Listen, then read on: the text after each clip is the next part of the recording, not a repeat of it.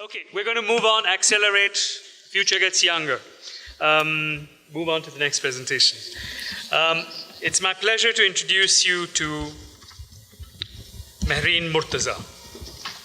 Let me just find her. She's found us through all her traveling.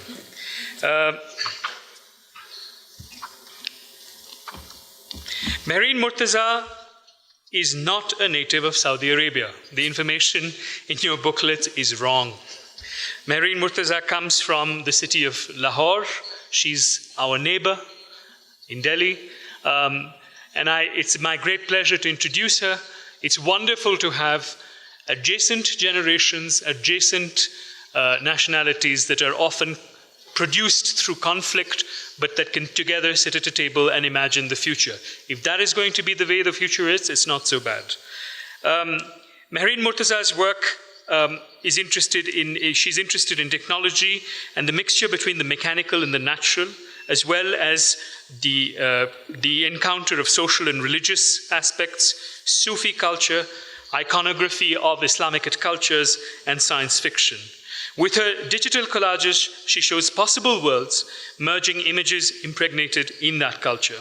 Her work has been exhibited in Jam Jar Gallery, Dubai, Alhambra Center, Lahore, Herbert Gallery, Cartwright Hall, Bradford, and also with Experimenter Gallery, Kolkata. She lives and works in Lahore, Pakistan. Mehreen Murtaza, pleasure to have you here.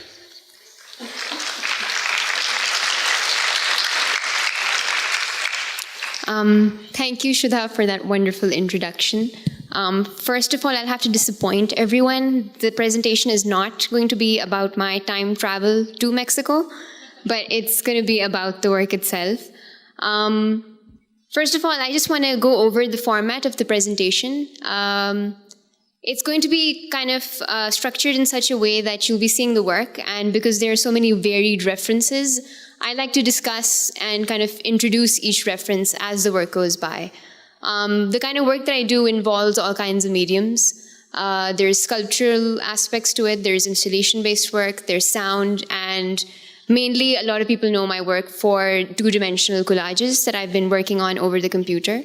And I collect a lot of photographs, I take photographs, and then those are stitched together to create like these newer worlds or newer narratives. So, and I'd like to start with a small excerpt from Mackenzie Wark's A Hacker Manifesto. This was published in 2004. I want to avoid the political connotations of it, and I've kind of appropriated a very small excerpt of it just to kind of introduce the presentation. We are the hackers of abstraction. We produce new concepts, new perceptions, new sensations hacked out of raw data. Whatever code we hack, be it programming language, poetic language, math, or music, curves or colorings, we are the abstractors of new worlds. Whether we come to represent ourselves as researchers or authors, artists or biologists, chemists or musicians, philosophers or programmers, each of these subjectives is but a fragment of a class still becoming bit by bit aware of itself as such. This has in a lot of ways become kind of my mantra for the way I work and how I kind of view the works that I've been doing. With apocalyptic visions and machine aesthetic deeply embroiled in local folklore, mysticism, and religion, what you are about to see is the visual aesthetic of an anarchic time capsule. Divine Invasion, which is the work that you can see right now, chronicles a vast array of interests in the celluloid of speculative fiction. Experimental music, the occult, radionic technology, aesthetics of failure, and post-human literature. The work is both a homage to the city of Lahore, where I come from, as well as an ode to sci-fi tropes as we have become accustomed to over the years. The Garden of Earthly Delights by the Dutch painter Hieronymus Bosch is perhaps the most employed work of art when referencing the realm of fantasy or even science fiction. And not so surprisingly, the cycle continues. As most of us know, it depicts the creation of Earth and the infiltration of sin into mankind as a triptych. When closed, the shutter depicts an image of the Earth as a flat disk within a sphere with the land floating upon a sea. Although the earth is bright from sunlight slipping through receding storm clouds, strange, organic, and even obscene forms are seen rising from the ground. A small representation of God, the Father, appears enthroned in the outer firmament as the upper left corner. At the top of the panel is a quote of the Bible, "For he spake, and it was done. He commanded, and it stood fast." Some critics have taken the verse to imply that the scene is one from creation. Others hold that it is of the receding waters of the flood during the days of Noah. The interior triptych is thus interpreted to represent the days of sexual fornication prior to the flood. Other critics have supposed that the outer shutters represent a metaphor for the last days and not a specific moment in biblical history. Yet another interpretation describes this picture as describing the third day of the creation of earth. What you're seeing right now is the very first half of Divine Invasion, the collage that you've seen earlier. I'm going to go over the references which are kind of existing within the work. Terry Gilliam's Brazil, a jaunty, wittily observed vision of an extremely bleak future. Released in 1985, the look of the film harkens back to 1930s, as does the title Brazil. It is not named for the country, but for the 1930s popular song which flows through the film as a tantalizing refrain. The gaiety of the music stands in ironic contrast to the oppressive, totalitarian society in which the story is set. What makes Brazil so terrifying, arguably the most terrifying dystopian film ever made, is that it strikes so close to home. The world of Brazil is the logical progression of our own society's worst and most absurd features. When we watch the film, we can see facets of modern bureaucratic consumerist life shining through, reminding us of the George Orwell classic, 1984. Steampunk is a subgenre of science fiction, fantasy, alternate history, and speculative fiction that came into prominence during the 1980s and early 1990s. It involves a setting where steam power is still widely used, usually Victorian-era Britain. Alternative history-style representations of such technology as lighter-than-air airships, analog computers have been modded by individual artisans into a pseudo-Victorian mechanical steampunk style, such as the electric clerk, a typewriter, cum Commodore 64.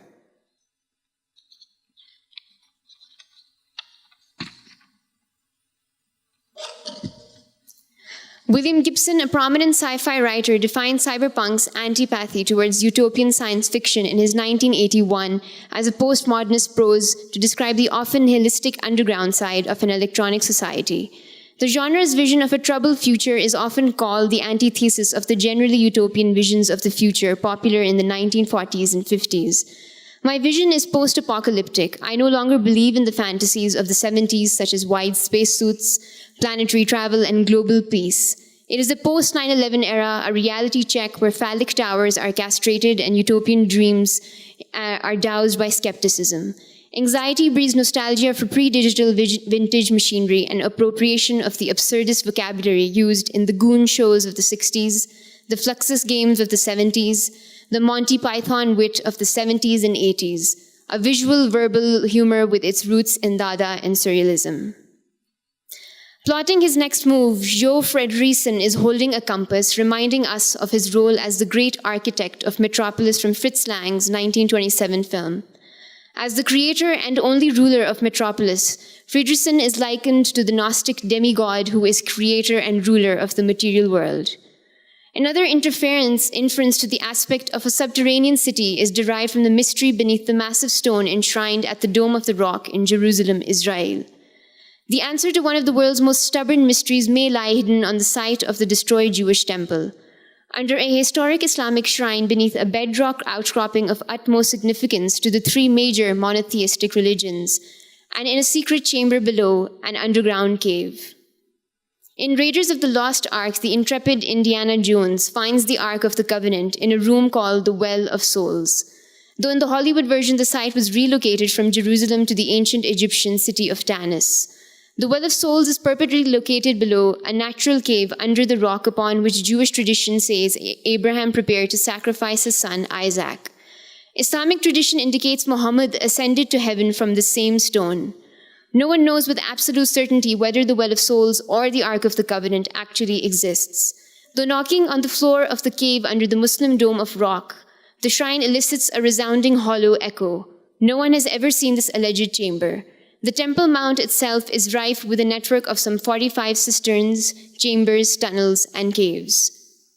I'm going to quote a text of my own. For those of you who can't read English, there's going to be a translation of this.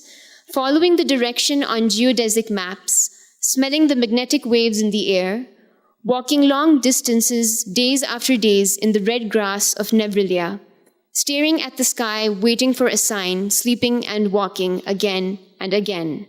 He was sleeping all the time, a dream recorder plugged in his brain. He was reciting some phrases by a specialist of astrophysics and beekeeping who devoted his life to bring the proof that bees could help the understanding of the universe. And everyone thought they were prophecies. To prove that God is geometry, he connected himself to the machine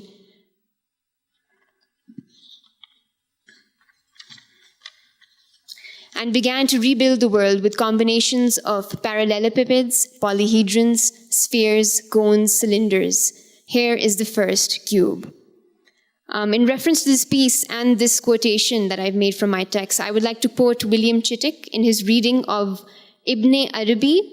Ibn Arabi was an Arab Andalusian Moorish mystic who drew on the writings of Sufis, Islamic theologians and philosophers in order to elaborate a complex theosophical system. He said, "How did you find the situation in unveiling and divine effusion? Is it what rational consideration gives us?" I replied, "Yes and no. Between the yes and the no, spirits fly from their matter and heads from their bodies." This cryptic answer, which reputedly made the philosopher turn pale and tremble, implies the existence of divinely bestowed knowledge, which is superior to knowledge gained by rational consideration. But what precisely is the relationship between them? Elsewhere, Ibn al-Arabi speaks not of two levels of knowledge, but of three. First, there is knowledge based on reason, that is, knowledge which can be acquired by rational consideration. Here he probably has in mind the principal tenets of Muslim theology. Second, there is knowledge based on states, which is what we would call empirical knowledge. He gives as examples the sweetness of honey, the bitterness of aloes, and the pleasure of sexual intercourse, none of which can be known without tasting them. Third, there is knowledge of mysteries, sometimes called gnosis, which is specific to prophets and saints and is akin to Spinoza's scientia intuitive. It is futile to strive for this third type of knowledge, for it lies concealed in every man, but is only unveiled when the divine light is diffused into the hearts of those who are predisposed to receive it. The dream machine is a stroboscopic flicker device that produces visual stimuli. Artist Brian Gisson and William S. Burroughs' systems advisor Ian Somerville created the dream machine after reading William Gray Walker's book, The Living Brain. It is a cylinder with slits on sides placed on a turntable, creating a light strobe effect. The frequency of pulses at different rates corresponds to alpha waves, electrical oscillations, and normally present in the brain while relaxing. These experimentations with consciousness, psychotropic, and cybernetics created the possibility of machine as a mind-altering drug. A cloudbuster is a pseudoscientific device invented by Austrian psychoanalyst Wilhelm Reich with the purpose of draining clouds of orgone energy. Reich believed that such energy surrounded the earth and that a cloudbuster would act as a rainmaker. A radionic apparatus is a system, mechanical or otherwise, developed for the purpose of receiving and transmitting subtle forms of energy. Since early 1900s, some developers of such technologies have been using the word radionic to describe devices used mainly for purposes of healing. Healing without pills, medicines, surgeries, growing crops without fertilizers, and performing a host of impossible feats that defy rational science. Even drawings and bizarre technology could function radionically. Radionic ideas empower skill and creativity in working with nature to achieve profound real-world results. There was a mechanical age and then the storage system epoch. Photographs and cinematographs, incidentally names derived from writing, have the ability to store time. Ability to store time in the acoustic realm as audio frequencies, and movement single picture sequences in the optic realm. Time memorizes itself in terms of projections and retrievals, like a chain of chains using projections and retrievals. The very first work from the series, titled Order of the Universe Orchestra, was produced for my degree show in 2008. These works particularly focus on notions of organized religion, keeping Islam as a case in point. The floating cube is a direct reference to the Holy Kaaba as an important icon. The Kaaba is the simple cube stone building in Makkah. The Kaaba is symbolic of an essence, the idea of the prime and the core. It has remained at the center of a continuous tradition of human worship and devotion. It symbolizes the integration and unifying power of monotheism in human life. When the Muslim community prays, they not only face the house of Allah, but connect themselves along an invisible line, forming an axis that proceeds from every point on earth to the spiritual center of Islam. The Kaaba has become a symbol of the beginning and the end, of mortality, and a constant reminder of a preordained destiny, where humanly death is inevitable and yet marks the beginning of life after death, immortality, or even post-humanity. The cube hovers a few inches above the ground with the flashing LEDs that revolves ones and zeros, forming the primary language or life of a machine. Ones and zeros are the most primitive form of language we use to communicate and program computers. This hypnotic reminder of a machine's inevitable demise lingers, coincides, and even conflicts with the serene hum of the cube as 4 red lights flash from each top corner of the cube, as though ready to take off in a bizarrely familiar image of the unidentified flying object. In the realm of new metaphysics, the term called digital philosophy, coined by Edward Friedkins, is described by Gregory Chaitin as follows. The previous century had logical positivism and all that emphasis on the philosophy of language and completely shunned speculative metaphysics. But a number of us think that it is time to start again.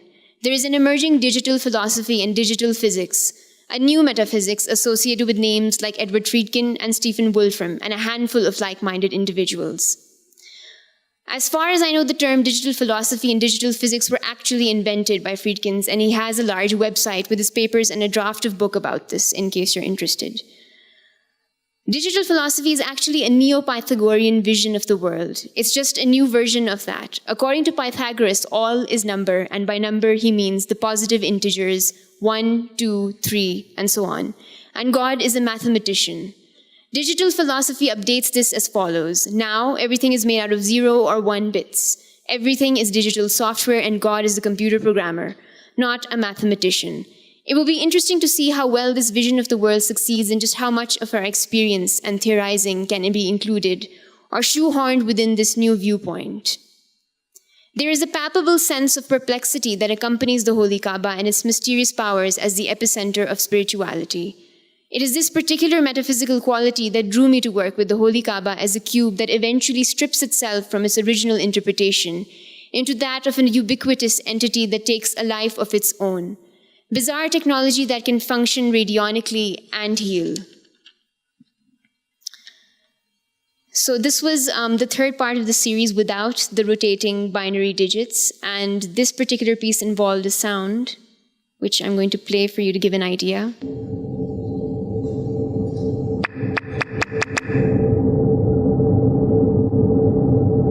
So you view the cube in this format with the sound, so it appears to hum and float above.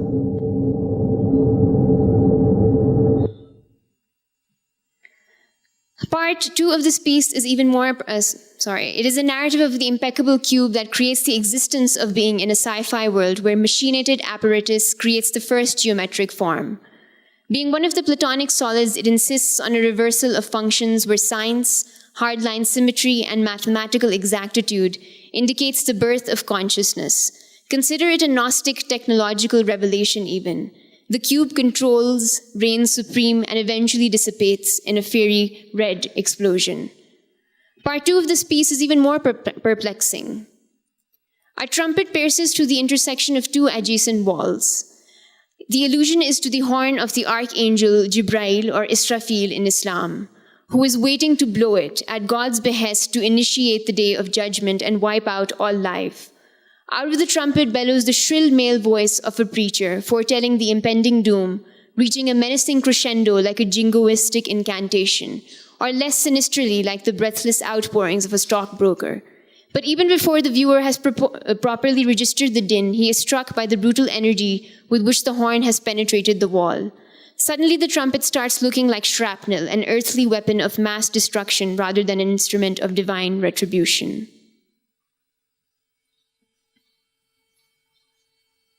I'm just going to play the sound, which I think isn't working at the moment. The big refractor of the astrophysical observatory, like a crystal frontier, what appears to be a constellation, is derived from a satellite map of the city of Lahore. A direct translation of the city structure is knit together with light-emitting diodes, piercing through an acrylic sheet. As the viewer is confronted with a bright mass of light, the structure becomes intelligible as a luminous cloud of sorts, an unknown signal, a lost conversation perhaps. As if an attempt to communicate, a discrepant red light flickers across the map at randomly timed intervals.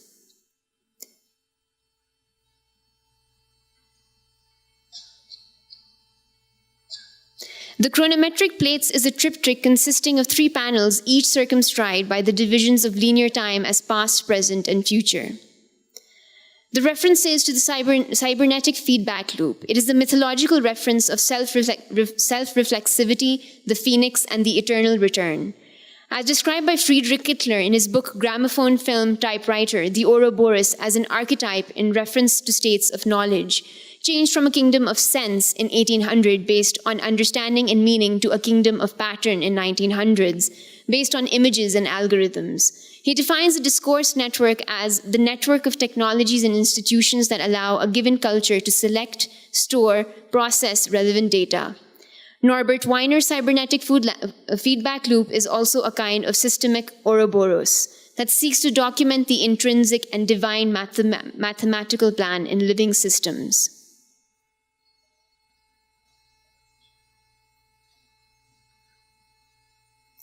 Another triptych attempted was on a much more larger scale, where you're seeing like 3 panels. The first panel on the left is called President of the Imaginary. The middle panel is called In the Glare of an Accustomed Totem. And the third, Subspace Transmission of the Magnetically Ordained Architect. The works are a mixture of a lot of references within Islam itself and Sufistic iconography, from posters, a lot of kitsch culture, and also references to steampunk, references to Scientology as well. I'm going to show you some references of the Sufi posters which might indicate the references that I've made in terms of composition and color as well. The portrait of Hazrat Waris Shah of Deva near Barbanki, Uttar Pradesh, with his tomb complex in the background. The typical sitting posture could signify his style or meditation. It is also possible that the artist copied this from a photograph showing this posture. On the right is Sachil Sarmast, also known as the truthful mystic of Sindh. Khwaja Khizr, the saint of River Indus, on the left, and on the right, the enraptured Lal Shehbaz Qalandar. Rules of thinking when it comes to conspiracy theories. The question of believing it or not is not the point. The fact is that there is this perception, and there is this amazing fantasy story of someone constructing this theory just makes incredible fiction or science fiction. And it is exactly this logic that has worked through a lot of the intelligible fictions that I have created through these photo montages. The term conspiracy theory can be described as an amalgam of historical fallacies, only seeing the consequences of power through distorted lenses, leaving little chance to observe its real machinery. Paranoid stylists perceive history in apocalyptic terms.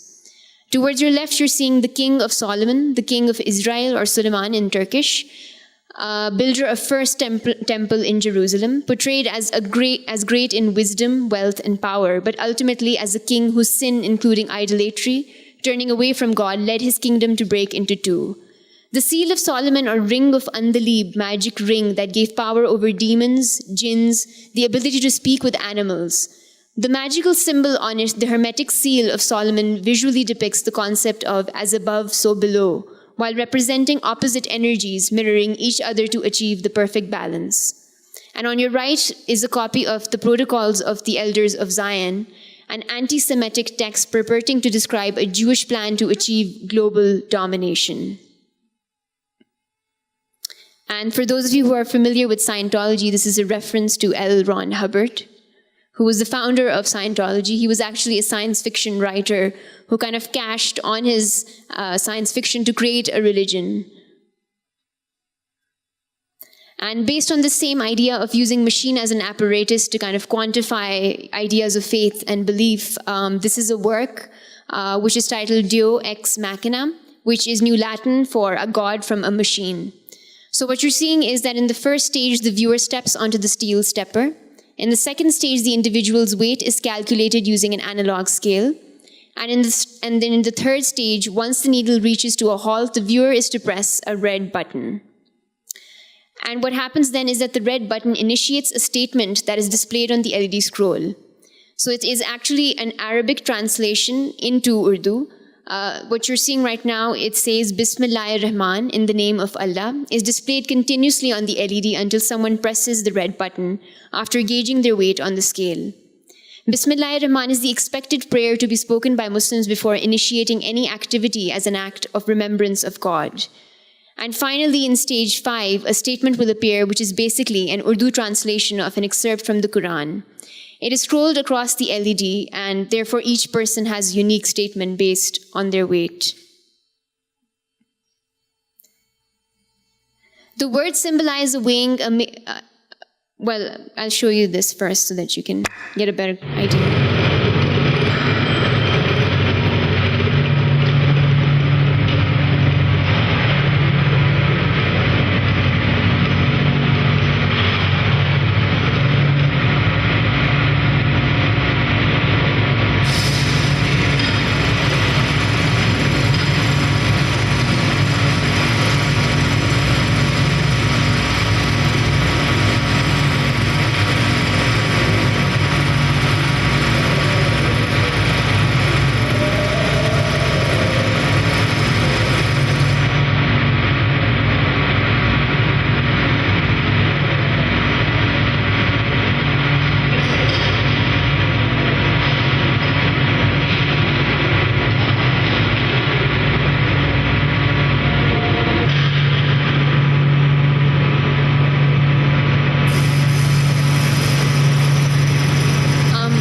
Recite some translations of this in English, just some samples. In order that ye may not transgress due balance, so establish weight with justice and fall not short in the balance. This is taken from Surah Rahman. Another reference is, it will be said to him, read thine own record. Sufficient is thy soul this day to make out an account against thee. Every man's fate we have fastened on his own neck. On the day of judgment we shall bring out for him a scroll which he will see spread open. And this is from Surah Asra.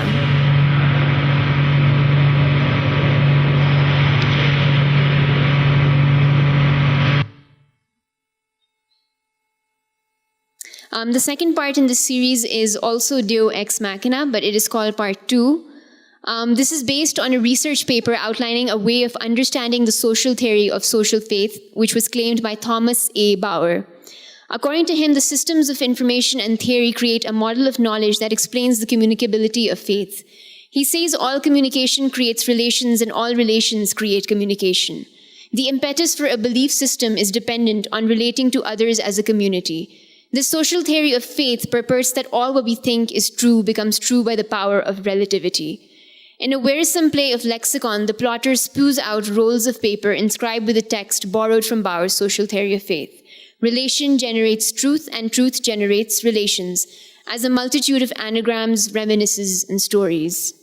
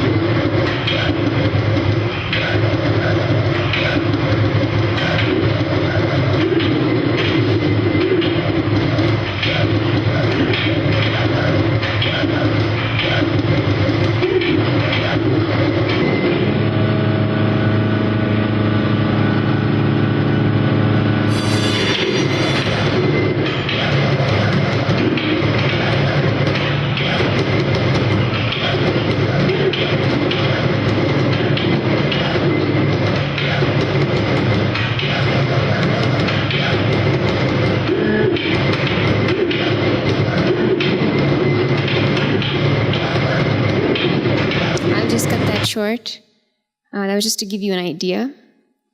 What I'm presenting is an in situ installation that I did for my Gasworks residency. This was back in 2010, end of 2010, and this is what it looked like. The title is "The Future Was Our First Love and It Will Be Our Last." During the entire residency, I was collecting a lot of material, and that kind of amalgamated into this small, short installation. The reference to the Hacker Manifesto that I made is also listed and is printed in the typewriter that you can see in the center.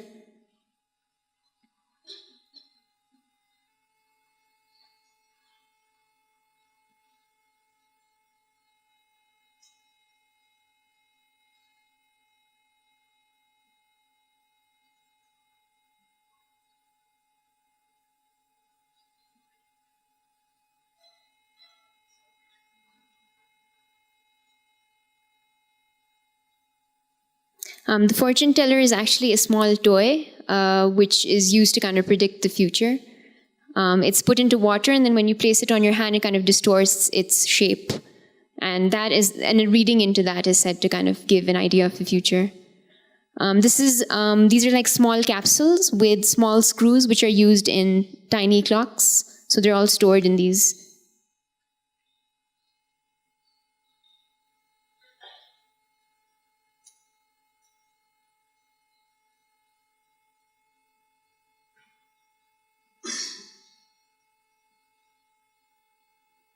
This is the most recent out of the photo collages. It's called The Dubious Birth of Geography. It is a series of 16 photographs reproduced, each with an intervention. Obtaining existing historical photographs of specific sites and significant events spanning across the Middle East and Africa, the realities of the past, present, and future are converged on a single plane, creating a tier in time, a new dimension, a sort of distribution of points that converge on a single plane. Invisible architectures are perceived through traces and evidence, making visible or perceptible the geography of an area and the invisible geometry sustaining it, evoking transient occupations of space, shifting boundaries or structures of community and the like. Exploring the notion of history as a time-warping device, offering in the present time an event, experience, or person that belongs to the past, the idea of the ghost haunts these photos. Derivative of the Laputa Islands, first described by classic novel Gulliver's Travels, a series of fictional flying islands or rocks are spotted in the series of photographs. Though no definite etymology of the word Laputa is known, it is considered that Lap signifies high and Untu a governor.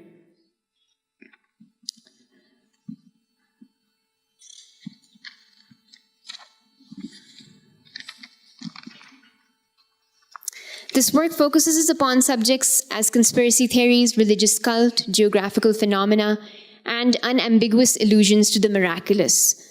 These constructions are miniature transversal narratives by taking the position of the archaeological archivist. These mind, social, and esoteric beliefs link together dream geographies with political ones through historical and archival evaluations. Erosion of boundaries between knowledge and irrational, which through their identification as historically and culturally contingent narratives of differentiation may themselves be exposed as mythic and illusory opposites. This is a reference to a photo, actually quite a few network of websites that allude to ideas of fake miracles within the realm of Islam. This is actually a photo of a floating stone. There are three different stories behind the stone.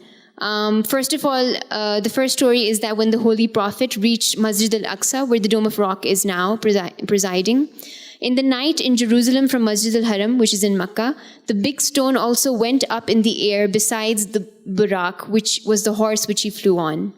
When the Prophet resumed its journey, looking at this, the Prophet ordered the floating stone to stay there, which is hanging till that time in the air. Some say the rock is now tightly guarded from the Israeli soldiers so as not to attack Muslims and to cover the miracle of the Prophet of Allah. The third story is that the rock is the eastern part of Saudi Arabia in a village called Al-Hassa. The rock is said to float about 10 centimeters from the ground at a specific time every year and then sit back on the ground. Some say this rock tried to save a jihadi in an unnamed battle where this rock flew to save the soldier. Apparently, the blood of the jihadi can be spotted as a few red marks. And this is the original image of the flying stone image. Similarly, there are many other conspiracies or ideas of fake miracles, such as in Indonesia and Malaysia, where it was said that domes of mosques were seen floating and flying. And there's a whole archive of YouTube videos, if you're interested in finding these. And this was really what kind of science fiction thriller based on the intention of presenting an alternative interpretation of modernist art that is readable by a non-specialist audience. Would they care? He says no more about it, and the question stands as an intriguing historical fragment, an evolutionary dead end, and a line of inquiry to pursue in this essay, the intimation of a categorically ambiguous art, one in which the synthesis of multiple circuits of reading carries an emancipatory potential. Thank you.